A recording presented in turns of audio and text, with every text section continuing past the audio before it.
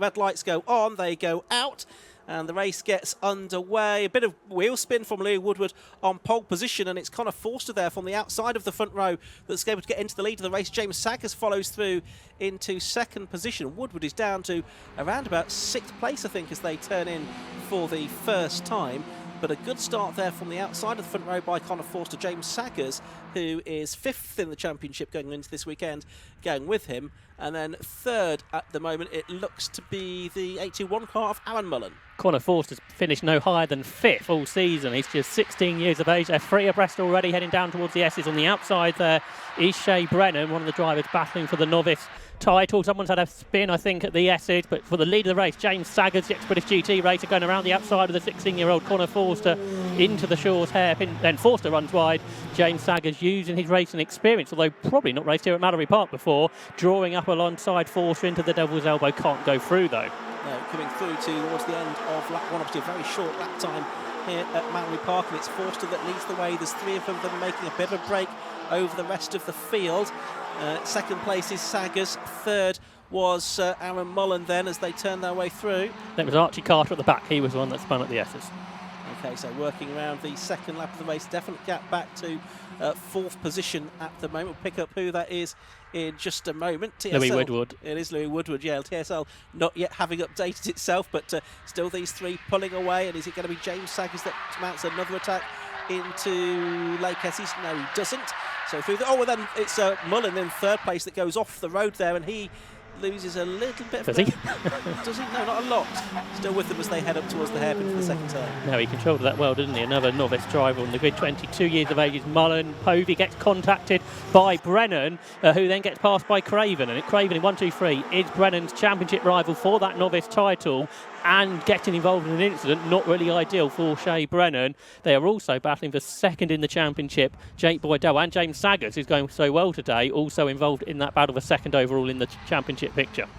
I think Louis Woodward is trying to bridge the gap, isn't he? He was caught up by 0.8 of a second to Mullen on that lap, so he's trying to make it 4 cars for the lead of the race, but we're watching the action a little bit further behind.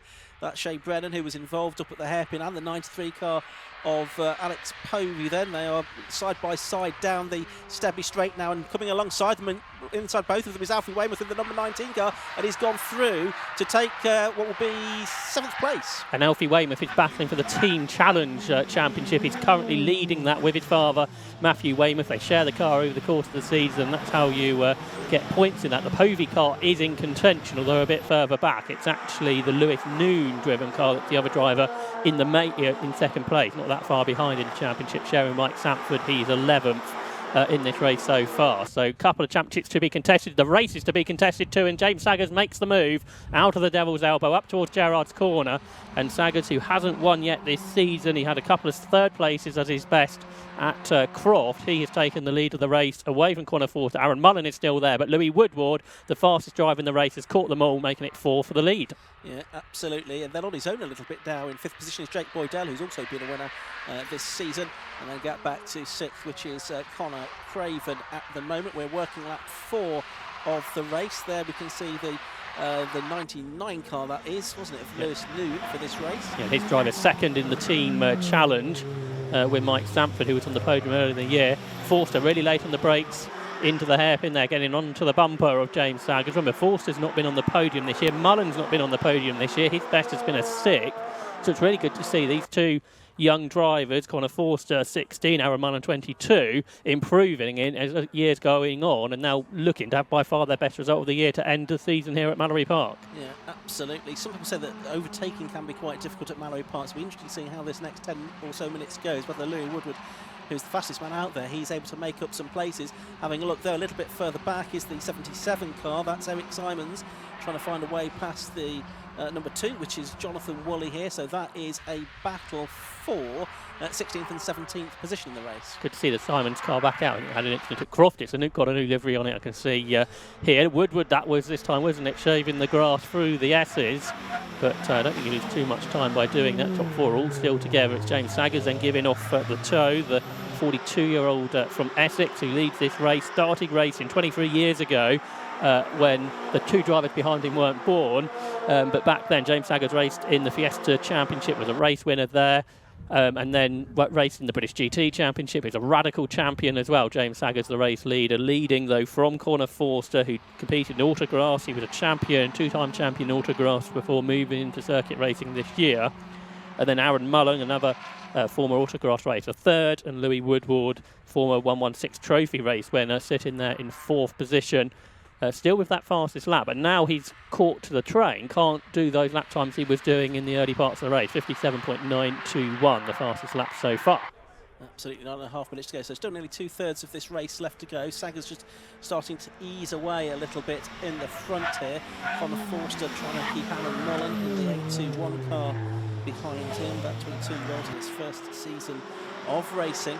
And then Louis Woodward, who first came to note really in the 116 trophy, didn't he? That's the first time we really saw from Louis Woodward a few seasons ago. He's raced quite a few different cars now in different 750 Motor Club based categories since then. He's there in 4th, got back to 5th, Jake Boydell, who still is probably the loneliest man in this race. He's 2 seconds behind Woodward. He's 1.2 seconds ahead of Conor Craven in 6th. Louis Woodward just set a new fastest lap, 2 thousandths quicker than his previous fastest, and 3 thousandths quicker than Saggers on that lap.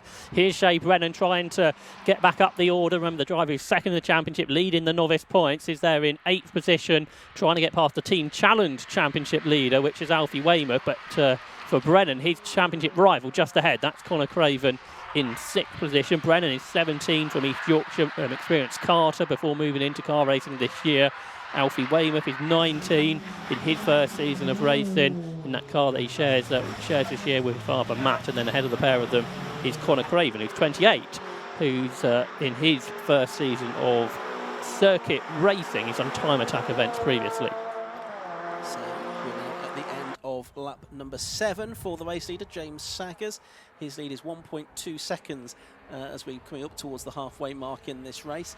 The next 3 covered by 0.8 of a second as they make their way into Gerrards for the 8th time. Fastest lap goes to the car in 9th position now, which is Nick Peters, 57.899. So that's impressive from Nick. Another of the novice drivers. Where did he start? 191. He started, trying to have a look.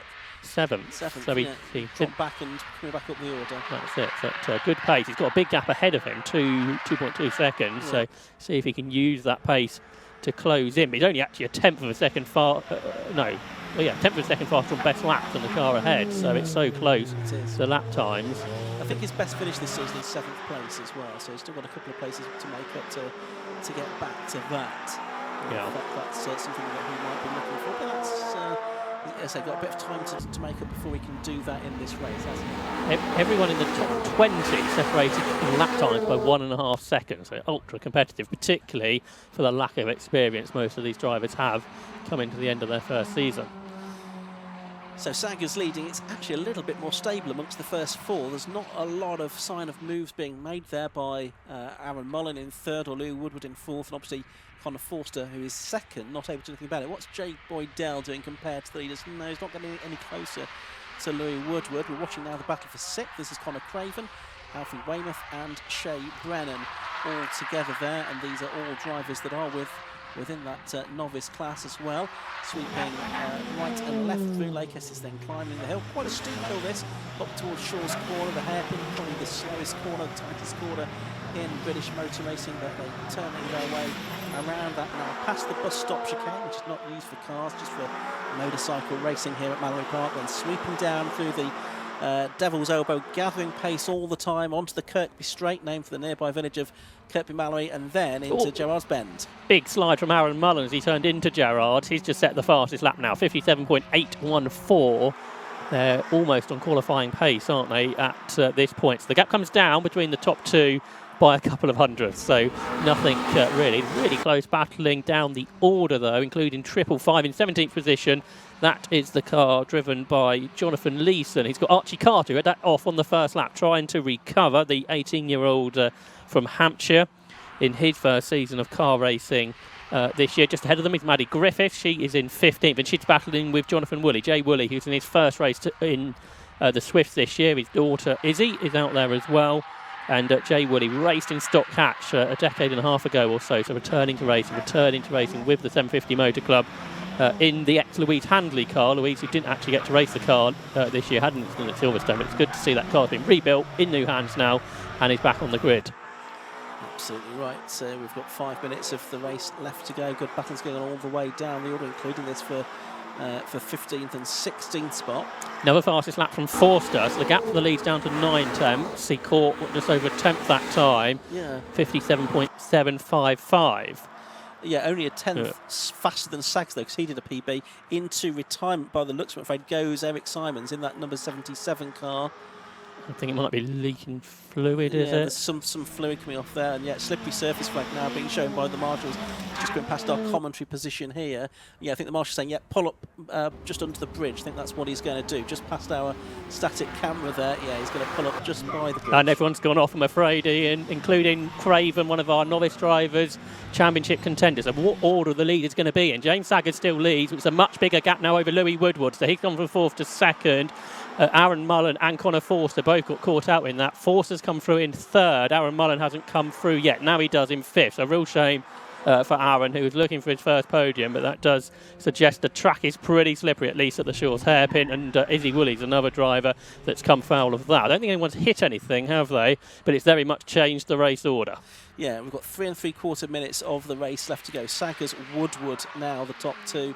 And Forster with the battle up 3rd. Totally changed the novice picture around, because instead of Brennan being 2 places behind Craven, he's 2 places ahead now. You score points on overall finishing position rather than in the class. Car in front's just had a moment. That was Aaron Mullen again, but this is where it's really tricky. Down to the short hairpin. The drivers know where the fluid is now, so trying to go to the inside of that, which I think is the optimal thing to do at this point. Oh, and there's a little nudge there between Connor Craven and Jake Boydell, almost pushed to pass there, because Connor Craven gets back ahead of Jake Boydell, who he'd lost out to during the course of that lap, and now the red flag's coming out and the race being stopped. And I think the officials, with this fluid being down there, seeing the situation, I think they've probably decided that for safety's sake, with only a couple of minutes or so to go, best thing to do is bring an early halt to that race, Josh. I wonder where that brings the results back to. Is it the previous lap when a few cars went off? I think it'll go back to lap 10, probably. It would be the fairest way to do it, really, wouldn't it? But we'll see what happens. And that's a shame. We were saying how it was good from the Simons team to get the car back out after that incident. Or a car out, at least. That's it. But I think that's expired now, which is a real shame, and a shame to end that race that way, because we had some good racing, didn't we? Some close racing, ultra competitive lap times, and it's been a great first season, hasn't it, for the Absolute Alignment Swift Sport Challenge? There's no doubt about that. Absolutely. So there is the result of the opening race. It's probably not going to be how it's classified, but that was the order that TSL is showing us at the moment. They probably will reverse it all in a minute, but Saggers, I think we're going to be safe to say, is the winner. And a new winner. Fifth different driver to win this year. The rest of the order is probably still to be sorted. So that's how it's showing on our screens at the moment, though. Louis Woodward 2nd, Connor Forster 3rd, Alfred Weymouth 4th. But there were some changes towards the end of the race because of the impact of that fluid and everyone's sliding off. Well, no, not everyone. Nearly everyone's sliding off on it. Forster will definitely be on the podium, won't he? Because he was 2nd before that, and he's 3rd now. So that's his first podium. So that's a good job by him. And possibly one of the youngest 750 Club podium finishes this year, so that's 16 years of age. Yeah, so I won't go through that result in full, because I don't think that will be the result, but there's the rest of the cars scrolling through on the screen there. So we can head downstairs now to hear from Kieran Mogg on the live stream for the first time today. Thank you very much. You can see there that James Saggers just jumped out of the car. He's having a massive group hug with his team. We'll see if we can just jump in a second once he's finished this. Obviously, it means a lot after that race as well. Very, very interesting race to start off the day. Certainly not a dull moment. But actually, let's have a quick chat with Connor Forster. If I can just jump in a second, that was a really hectic race, and you can see that you've brunted some of the stuff there. So talk to us about it. I was just racing, and I started on the grid in 2nd. I come out coming into the first corner. I got into first. I was leading for a little bit. Then one went round me coming into the corner. I think there's oil or something, and then they just ran into the back of me, and I managed to get back going. So yeah. And obviously, this new series, first time here at Mallory Park for the series. How is it with these cars around the circuit? It's obviously a very tight circuit, very much on the momentum base of it. Is this a circuit that suits the car? Yeah, perfect. It's all nice and tight racing. What's brilliant for this sort of sport, isn't it? Yeah. It's good, fast around here, but like that corner, it's like flat out. It's kind of scary when you enter it and the back comes out a tiny bit. It is what it is, isn't it? No, absolutely. Well, congratulations obviously on the P3, and same again later, do you reckon? Maybe. I look forward to seeing. Congratulations. Thank you. Cheers. Cheers, thank you. Let's have a quick chat now with James Saggers. James, I'll just jump in a second. Obviously, we can tell there as you jumped out the car, big group embrace with your team. That must have meant a lot. Yeah, it did. Yeah. We as for my wife, my late wife, who we've just lost, so it was quite important to me. And the boys, so I couldn't do it without them and all my family. So it was a good moment. Thank you. Awesome. Well, it's always the wins that mean the most, obviously. Obviously, in terms of the race, it was quite a hectic race out there and everything. How did you cope with that? It was, and especially when the oil came down on the hairpin, I thought I was going off. I had to pull the handbrake to try and get around the corner. That was good fun. And then, just hope that I could keep it on, which we did. And it kept going. But the boys behind were quick. I couldn't lose them. So, next race is going to be fun too. Yeah, obviously, one more race later today. What do you reckon? Yeah, I'm going for another win, obviously. Look forward to seeing it then. Thank you. Cheers. Congratulations. Right, let's have a quick chat with Louis Woodward. There is he? Thank you very much. Right, so again, very hectic race, very much out there. So talk to us about it. Obviously got pole in the qualifying. Had a bad start. I think I ended up back to 7th or 8th. Got my head down, obviously tried to recover. I've done a bit of testing with Aaron, so I was hoping he would move up. He was in 3rd, he's a novice, so I sat there waiting for something to happen, and it did. Slippery into the hairpin, and I could see the line of where the fuel or oil or whatever it was. Drove around it and ended up with 2nd, so good race. Obviously, one more race later today. Do you reckon you can possibly go for the win? Yeah, definitely, yeah. I'll sort the start out. I look forward to seeing it. Congratulations. Yeah, cheers, thank you. Cheers, thank you very much. All right, let's pass back up to Ian and Josh for the next race.